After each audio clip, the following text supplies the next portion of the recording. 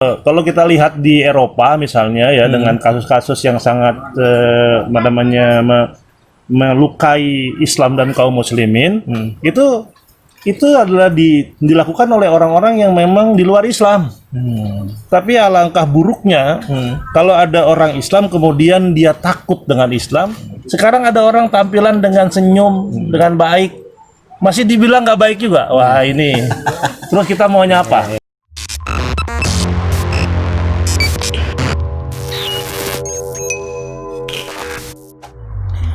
Bismillahirrahmanirrahim. Assalamualaikum warahmatullahi wabarakatuh. Alhamdulillah hamdan katsiran wa mubarakan fih. Asyhadu an la ilaha illallah wahdahu la syarikalah wa asyhadu anna Muhammadan abduhu wa rasuluhu la nabiyya ba'da. Allahumma shalli ala Muhammad wa ala ali Muhammad wa man tabi'ahu bi ihsani ila yaumil Alhamdulillah. Sahabat Tarikuna Channel, hari ini kita berjumpa lagi dan kita akan membahas isu-isu yang aktual. Ini ada beberapa isu yang sebenarnya kita akan bahas pada kesempatan kali ini. Dalam beberapa hari terakhir sedang ramai istilah good looking. Istilah good looking. Sebenarnya gimana sih Islam memandang kata-kata good looking gitu ya? Kalau di Indonesia kan good looking ini kan tampilan yang baik gitu ya, orang yang berpenampilan baik, rapi, berpenampilan enak dilihat gitu ya. Dan kebetulan nih Ustadz kita juga lagi belajar bahasa Inggris nih. Kita tanya nih soal kata-kata good looking ya. Kita sapa Ustadz Haris Amir Falah. Gimana, sehat Ustadz? Alhamdulillah sehat. Nih mau pakai bahasa Inggris atau bahasa Indonesia nih? Pakai Betawi aja. Betawi. Ya. Nah, antum paham nggak istilah good looking sebenarnya? Iya ini. Jadi gimana ya, paham nggak paham? Kenapa? Iya, kenapa istilah good looking itu muncul pada isu yang nggak enak gitu? Ya, lucu gitu kan? Iya, ditempatkan pada tempat yang nggak enak gitu ya. Karena disematkan dengan good looking sama dengan radikal. Nah, ini kan kebetulan juga antum sedang asik nih bahas masalah radikal, masalah wasitiyah. Ini sebenarnya ada korelasi nggak sih antara good looking lalu dengan pemahaman Islam tertentu? Enggak, sekarang gini aja, secara umum aja lah. Kita nggak usah bicara Islam pada paham yang mana. Secara umum aja, orang itu pasti senang lihat kalau orang berpenampilan baik. Ya, orang berpenampilan sopan, orang berpenampilan pakaian yang baik, orang kemudian jadi enak dilihat, ya kan? Good looking itu kan enak dilihat, enak dipandang gitu. Itu saya rasa nurani manusia siapapun pasti senang. Malah kalau ada orang yang tampilannya ngenekin itu kalau bahasa Betawinya itu yang kita itu yang kita nggak demen itu. Ya kan, malah bikin ragu orang sebetulnya. Ya kan, orang kalau tampilan nggak bagus, terus masuk masjid gitu, malah orang tanda tanya, ini kok orang belum mandi masuk masjid gitu. Iya kan, jadi aneh nih, gitu. Oke. Karena ingat sekali sebenarnya saat zaman dulu waktu masih SMA, terus guru-guru ngaji kita bercerita tentang sebuah hadis ketika Aisyah radhiyallahu anha ditanya bagaimana akhlak Rasulullah. Nah, kemudian Aisyah menjawab karena khuluqul Quran, bahwa akhlak Rasulullah Al-Quran. Dan kalau kita melihat ada sebuah buku pada saat waktu anak SMA dulu cukup banyak orang membahas itu, buku Ar-Rasul. Nah, yang ditulis oleh Said Hawa. Nah, di dalam penggalan-penggalan pertama buku itu bercerita bagaimana kondisi fisik Rasulullah, yang kalau dibahasakan zaman sekarang itu good looking, Ustaz. Nah, ini gimana nih sebenarnya akhlak Rasulullah, akhlak Islami, akhlaknya Quran, terus tampilan good looking. Kok sepertinya kalau dari gambaran para ulama tentang bagaimana Rasulullah dan para sahabat, kayaknya masuk karakter atau masuk dalam kategori good looking ini sebenarnya. Memang Islam itu tidak berorientasi pada penampilan fisik, ya kan? Bahkan lebih kepada kebersihan hati. Tapi juga harus kita ketahui bahwa hati yang bersih itu punya cerminan. Cerminannya itu yang paling bisa kita lihat menonjol di akhlak. Nah, kalau kita bicara akhlak, itu nggak ada satupun tampilan yang jelek dari akhlak. Semuanya tidak ada itu satupun tampilan yang jelek dari akhlak. Baik itu bicara, tutur kata, tutur katanya baik. Kemudian dia boleh berpakaian yang sederhana tapi baik. Kemudian dia tampil di hadapan manusia secara baik, gitu kan? Itu sebetulnya kalau dikatakan karena ketika Aisyah radhiyallahu anha ditanya tentang apa akhlak Rasulullah, kemudian dijawab karena hulukuhul Quran, bahwa akhlak Rasulullah adalah Quran. Cerminan Quran itu adalah kebaikan, ya kan? Kebaikan, semua serba baik. Jadi nanti malah jadi aneh ketika ada seseorang, kita nggak usah sematkan dia ke aliran tertentu, kepada kelompok tertentu. Tapi setiap orang, baik anak muda, orang yang paruh baya, atau orang yang sudah tua, pada satu ketika dia tampil di mana saja nih, dia mau tampil di masyarakat, dia mau tampil di sendiri, atau dia tampil di masjid, kemudian tampilannya baik. Kok kemudian kita menganggap ini sesuatu yang berbahaya, ini justru malah sangat bertentangan dengan ajaran Islam. Padahal di Quran itu kita dikatakan tiap kali kita mau masuk ke masjid atau mau ke masjid, gitu kan, maka pilihlah pakaian yang baik buat kamu, ya kan? Inda kulli masjidin, itu kan, tiap kali kita mau ke masjid maka pilihlah yang baik. Itu kan sebetulnya bukan dalam arti kata asal orang mau ke masjid, tapi setiap kali orang mau beribadah. Sedangkan hidup kita kan semua ibadah. Jadi apa yang salah gitu dari tampilan yang kita sekarang sebut dengan good looking gitu, ya kan? Orang yang tampil kemudian kita enak memandangnya. Terus salahnya di mana gitu? Ya. Nah, kalau kemudian dari tampilan itu ada orang yang tertarik dengan ajaran Islam gitu, loh, kita kan disuruh dakwah itu dengan hiasan akhlak, ya kan? Bahkan kita jangan banyak marah, cobalah tersenyum, supaya orang tertarik dengan kita. Sekarang ada orang tampilan dengan senyum, dengan baik, masih dibilang nggak baik juga. Wah, ini terus kita maunya apa? Gitu. Iya, jadi kita maunya apa gitu?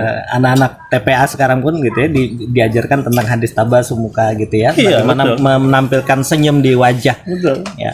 Nah, ini menjadi menarik kalau tadi kita bicara soal fisik ya, tampilan fisik. Kalau anak milenial juga sepertinya kalau bicara soal good looking pasti juga merembet kepada termasuk orang yang enak diajak bicara. Nah, kalau menurut antum, orang radikal itu enak nggak diajak bicara? Orang radikal sebetulnya nggak enak diajak bicara. Nah, itu kenapa tuh? Orang radikal tuh isinya ngeselin sebenarnya. Ngeselin ya? Iya. Dia jarang pakai otak, gitu ya? Kan? Yang ada itu asobia terhadap kelompoknya. Orang semua disalahkan. Andai kata misalnya kemudian dalam hal dia menyalahkan pakai sorban, gitu kan, kemudian berapi, tapi lihat dari bicaranya udah nggak enak. Itu nggak ada rasa tasamuh, ya kan, yang bisa bertoleran, yang sehingga orang lain dengarnya enak. Diajak debat nggak bisa orang-orang itu, ya kan, pasti dia lebih menonjolkan pendapatnya sendiri, ya kan, kemudian cenderung selalu menyalahkan orang lain. Suuzon sama orang lain, itu radikal gitu. Jadi kalau kata bahasa Betawi, empat diajak ngomong ya. Bukan empat lagi, ngenekin kalau saya bahasa dia itu nggak ada. Jadi nggak cocok dong sebenarnya good looking dipadukan dengan kata-kata radikal. Nggak ada sama sekali dari sejak awal gitu ya. Saya rasa masuknya paham radikal atau kemudian orang terpengaruh itu bukan karena soal penampilan, ya kan? Bukan soal penampilan, justru itu adalah soal isi dan pahamnya tentang agama, konten ya kontennya, bukan soal tampilannya. Ya kalau di zaman Anda dulu itu tampilannya urakan semua. ya kan? Oke lah, misalnya dikatakan jangan sekarang berubah tampilan, ya kan? Tapi juga sepanjang yang Anda tahu, tampilannya tuh nggak ada yang tampilan enak. Karena seorang radikal itu harus menampilkan orang yang sangat serius, orang yang kelihatannya harus kasar, orang yang harus kalau tampil aja belum ngomong orang udah takut, ya kan? Itu kan begitu. Mereka itu kan orang-orang yang orang-orang yang melakukan irhab, ya kan? Apa irhab itu ya? Teror. Iya, melakukan teror. Jadi sebisa mungkin tampilannya itu harus menggetarkan menurut mereka, harus menggetarkan hati musuh-musuhnya. Ya, itu. Jadi nggak mungkin lah dia tampil cengenges-cengenges gitu ya, nggak ada. Ana punya pengalaman dulu soalnya ya. Ketika Ana berusaha bagaimana tampil sebagai seorang yang berpaham yang wasatiyah, kemudian Ana banyak senyum di hadapan aparat misalnya, supaya tampil good looking itu teman-teman yang masih radikal bilang ente murtad. Ente dimurtatin gara-gara senyum, gara-gara good looking. Nah itu, jadi aneh kan? Iya. Nggak masuk akal Ana gitu kalau dari sepanjang pemahaman dan pengalaman yang ada. Ini menjadi bahasan yang seharusnya banyak dikaji nih, Ustaz. Soal tadi meneror, irhab, menindas gitu ya. Karena kadang-kadang orang nggak sadar bahwa ketika berbicara dia menekan, menindas gitu ya. Dan kalau tadi bahasa antum artinya orang-orang radikal ini sebenarnya pola mereka berdialog, bergaul itu tadi ya opresif ya. Gitu. Jadi menekan, menindas sehingga membuat orang lebih kepada doktrin sebenarnya ya, bukan memahami Islam secara benar. Gitu. Nah ini rasanya perlu kita dalami lagi, Ustaz. Bagaimana sebenarnya kalau ada orang Islam, ada pemuda Islam, sabab gitu ya, yang kemudian dia belajar Islam, merubah penampilannya bukan karena terpapar radikal sebenarnya ya, tapi juga karena tadi memang akhlak Islam menganjurkan semacam itu kan gitu. Nah, apa sebenarnya yang menjadi tanda-tanda atau ciri-ciri radikal sebenarnya, Ustaz? Supaya orang ini nggak gini, bahwa simbol Islam kayak ya maaf ya, ada orang yang kemudian menyampaikan, bahkan ini pejabat publik, orang yang hafal Quran, hafiz, suaranya bagus, kemudian good looking, itu membawa ide-ide radikal. Sebenarnya benar nggak sih tanda-tanda semacam itu bahwa ini orang radikal? Gitu. Kalau kita mau konsisten dengan disiplin ilmu, ya kan, nggak ada tuh referensi yang bisa kita dapat ketika kita bicara tentang radikal atau paham radikal, itu kemudian kita kaitkan dengan soal ciri fisik, ya kan, itu nggak ada. Misalnya radikal itu cirinya berjenggot, saya rasa pasti teori itu akan terbantahkan. Ya, banyak sekali orang-orang yang jenggotnya jauh lebih panjang dari kaum radikal. Bahkan orang-orang radikalis itu, apalagi kalau sudah jurus pada tindak teroris, itu biasanya udah nggak ada jenggotan. Kenapa, Ustaz? Ya bodoh aja orang mau melakukan aksi kok, gitu kan. Pasti kan menghilangkan, menyembunyikan itu. Jadi secara fisik itu nggak ada, apalagi kemudian kaitannya kita bisa sebut radikal karena orang ini bagus bacaan Qurannya, ya. Lah sekarang kalau memang ciri radikal itu adalah bagus bacaan Qurannya, kalau begitu salah lah syariat Islam yang mengharuskan orang untuk baik dalam bacaan Quran. Kenapa kita disuruh belajar tajwid, ya kan? Walaupun sampai hari ini tajwid saya juga belum tentu baik, tapi disuruh kita untuk belajar sehingga kita bisa bagus suara kita, ya kan? Sekarang kemudian hafal Quran. Bagaimana Rasulullah SAW memberikan satu jaminan yang luar biasa. Kalau ada orang yang hafiz, dia bisa memberikan syafaat kepada bapak orang tuanya. Terus satu sisi kita pandang, ya kemudian ataulah kita berpendapat yang menjadi pendapat ini menjadi teror buat umat Islam secara keseluruhan, ya kan? Gimana? Hati-hati, radikal itu salah satu cirinya adalah orang yang hafiz Quran. Nggak boleh begitu, gitu kan? Jadi jangan karena ada 1-2 orang yang mungkin dia terlibat dalam tindak teroris, kemudian kita bikin kesimpulan bahwa yang namanya teroris adalah orang yang hafiz Quran. Nah ini kalau ini yang menjadi menjadi teori mereka, siapapun orangnya, saya bisa katakan bahwa ada juga antara kita dengan monyet itu punya kesamaan, ya kan? Iya.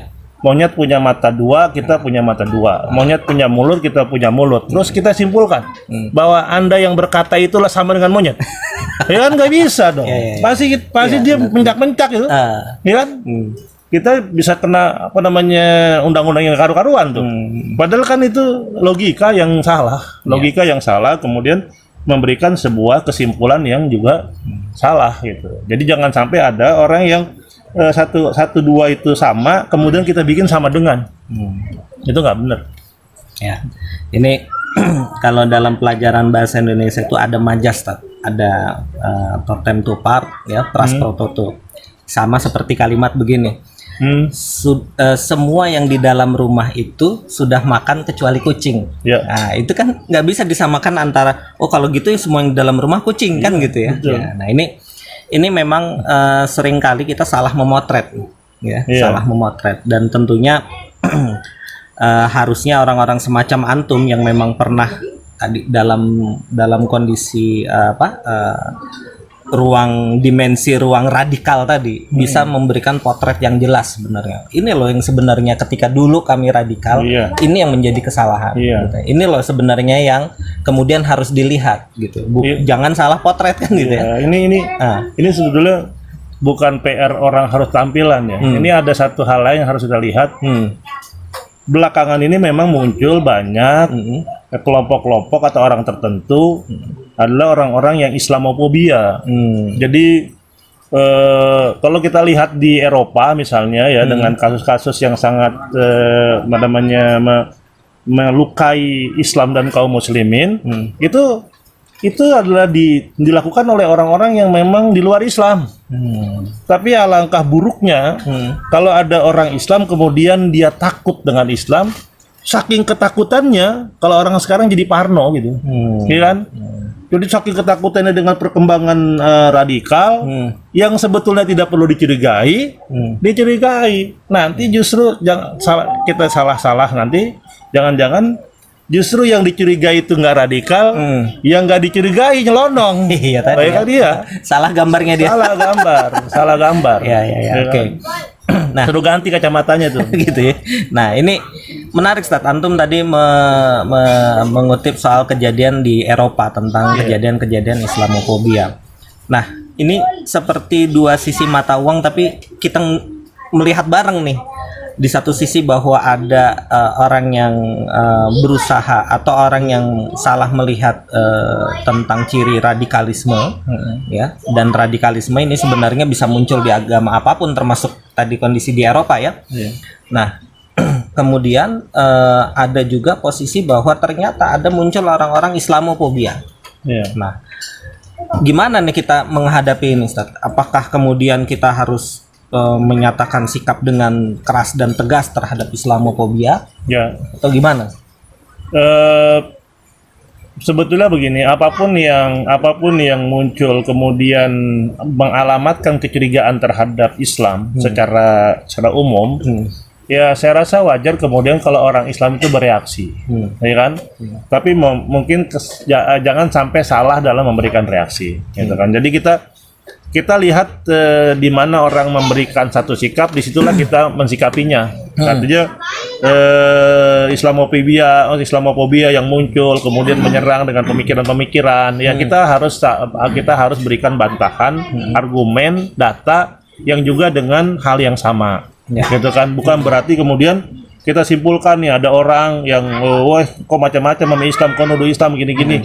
Kalau gitu sekarang kita bikin aja langsung gerakan yang salah fisik.